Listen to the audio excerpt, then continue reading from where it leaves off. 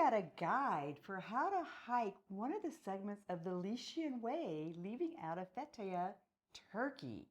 So what is that, and why would you want to do it, and where are you going to go? Join us as we take a little hike along the Turkish coast. Wow, who are we first? Yeah. So we are Chris and Steve, EatWalkLearn. We have been traveling the world full time for over 3.5 years now. And today we are in Turkey and really excited to talk about a really amazing hike that we took just the other day, and just really excited to share this with you because it really was one of the most beautiful days that we've had in hiking over the last 3.5 years. Yeah, so we've done a lot of hikes. We've done the Camino, we've done all kinds of hikes in Australia. We'll put some links up here, several hikes that we've done. We've done a lot of the Celtic Way. We did the Camino, the Komodo Kodo in Japan. So we've seen some pretty stuff, but holy moly, was this a great hike. So first of all, the Lycian Way, so the Lycian Coast is the southwestern coast of Turkey. And the Lycian Way goes from Antalya to Fethiye. Yes. Right. And it's 760 kilometers. Now, it's a 35-day hike, most of which you can stay in homestays or hotels or hostels or whatever. It's tough. It is up and down, and it's rocky, but boy, oh boy, is it beautiful. You've got the Turkish coast with all that Turkish water and all those bays just popping up every time you come around a corner. It's pretty pretty. It's pretty pretty. Yeah, it's gorgeous. We have seen some amazing places, and the turquoise blue water, like Chris said, and the mountains behind us is just it's just incredible. It's like, I took a couple of pictures, and it reminded me of those posters that you see when in the corporate world, like motivation or whatever. But the caption of this poster would be like paradise or success or something like dream that. of being here or something. It's just amazing views. So we're not doing the entire Lycian Way. We're just doing the one segment, which it's either the last one or the first one. It depends on where you start. But most people start in Antalya and work their way to Fethiye. But we did that last part. So we also did it in reverse. So a lot of people are walking north or west. We walked from the north down to the south or to the east. So a little bit backwards, a little bit different, but nonetheless, it was a fantastic day. Well, we were joined by Albus and Ray, good friends of ours, other nomads who dragged us along. Thank God for them, because I don't know that we would have done this hike. Yeah. I mean, Ray was the one that really planned it for us. Mm-hmm. And, the whole time through, I was like, wow, this is pretty good. I'm kind of like just going along for the ride. Usually I'm the one that's trying to figure out every inch of the way. So it was nice. So thanks to Ray, a big thumbs up for him. So how we did this was, first off, the part from Fethiye to Kayaköy is not really a great part of the hike. It's very hard. It's not well marked. It's steep. The trail conditions aren't that great. We were reading All Trails, and that's where we determined that. So All Trails is an app that we love. We use that around the world to help find the places we want to hike.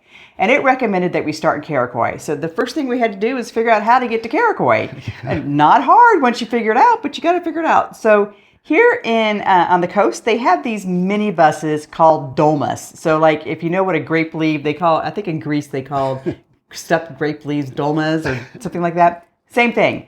So you catch a dolma, which is a mini bus. It seats, about 20 people or something? Yeah, not even that. Maybe 12 people. Yeah. And there's several stops here in Fethiye. This one is right next to the mosque in downtown Fethiye. You go there. There's a bunch of minibuses coming up. You just look for the one that says Kayaköy. They come like every 10 minutes. You get on. You tap your card on. You tell the guy how many. You can pay for yourself or multiple people. Yeah. We just paid for all 4 at once. So you tap your card.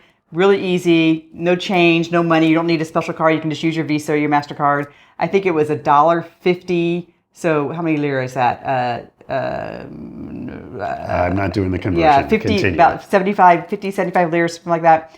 $1.50 each for the ride. So we get in, we sit down. We're the first people on the bus. Pretty soon the bus filled up. And off we went on about a half an hour ride up to the town of Kayaköy. Yeah, it was a great ride. And again, these dolmas rides, buses, mini buses, are very easy. You got to tell the driver where you're going because it might be different rates depending on where you're getting dropped off. And then we weren't exactly sure where we were getting off, but we kind of were talking, and somebody behind us spoke enough English and was Turkish that they told the driver where we wanted to stop, and some other people got off at the same place. Yeah. So it really wasn't that confusing. This is a very popular spot for this bus. So we jumped off. Right across the street was the entryway. So we jumped off in the new town of Kayaköy, which is an active town that people commute from to go to work or do whatever in Fethiye. We got off. Across the street was the entry into the ancient town of Kayaköy. Now, wow, is this place phenomenal? Holy cow. So, well, what is Kayaköy? Yeah, it's a little bit spooky. So they talk about it as being a ghost town. Yeah. And, you think about an old Western kind of a ghost town. This is not. This is on the side of the mountain, and most of the buildings were concrete and made of stone and cement and mortar. And they were mostly built in the turn of the century, so back around 120 years ago. Right. And it was a Greek community, and there were about, 10,000 people living there. So how many? Well, so the Greeks were living there a very long time, and they built homes and so on. And the Kayaköy had about 3,000 homes in it.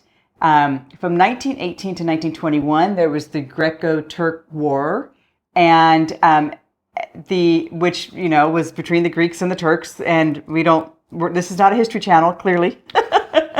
Anyway, at the end of the war, there was an agreement made between the Greeks and the Turks that they would do a population exchange.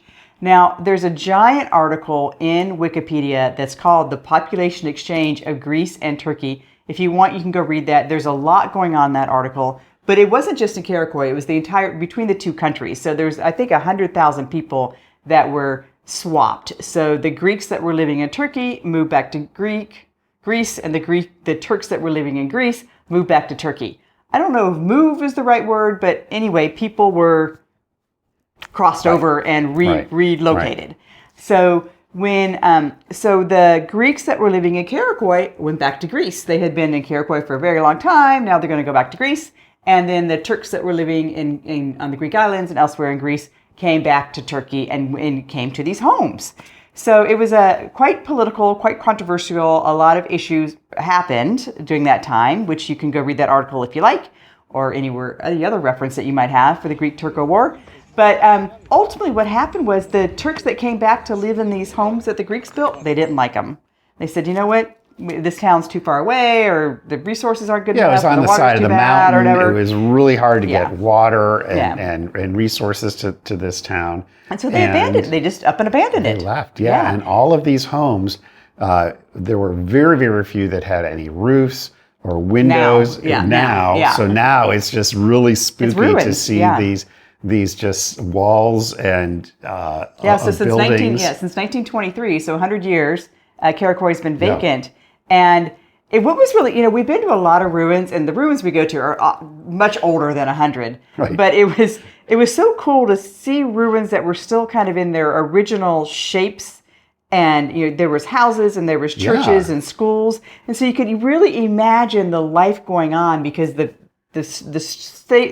shapes and the structure were still there. Yeah, it was as if there was this entire city that people just said, no, we're not going to live here anymore. Yeah. And it just went to ruin over 100 years. Yeah. There is certainly still a lot there, but nobody's living there. Yeah, so it's so cool. You can walk through the ruins, and there's kind of paths that you can go, and the old roads are there. It's very rocky and uneven, so make sure you've got your good walking shoes, closed-toed shoes for sure. Definitely if you have hiking shoes or trail shoes on, fabulous. You want to have those on.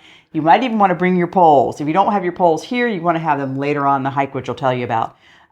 There's no services either. Was there a toilet? I think there might have been a toilet, but there's no water. So bring your water and your snacks. In the town of Kayaköy, you can get those, but once you're actually in the old town, there's no facilities available. So make sure you have that. I think it was a couple $2 to get in. But then as you're walking around, you can go in the old church, you can go in the old school. You can see the walls are still painted that pretty Greek blue and that pretty orange color. Yeah. Just gorgeous. I mean, just gorgeous and really just fascinating. Fireplaces are still there. And it's just it was fascinating to walk through. And so The Lycian Way, you can catch that in Kayaköy. So we were walking through the ruins, and then we caught the Lycian Way, which is marked with red and yellow tags. And we followed that up to the top of the hill, and on top of the hill was a church. Yeah, we went up to the top to the church. We had a great viewpoint. Both, I think that at that point we were north and south, looking over the mountain down into Fethiye on one side and the ocean on the other side. No, down into Kayaköy on one side and then Fethiye on the other side. Right.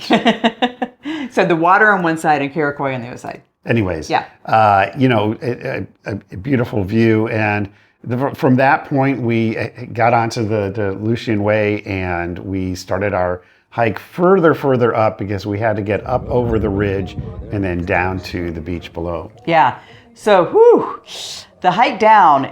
So the entire hike was about 8 miles or about 13K, and the hike down was about half of it, and it's rough. There's gravel, there's scree. There's boulders, there's dirt, there's it was a challenging hike, and we had young sweet things with us that were going faster than we were, so we're catching up, and I didn't have my poles with me, so I really wish I would have had my poles. Yeah, I think this is a type of a hike that poles would have been an advantage, especially in the downhill for just stability coming down off of rocks and such, and I think going uphill poles would have been a nice addition as well.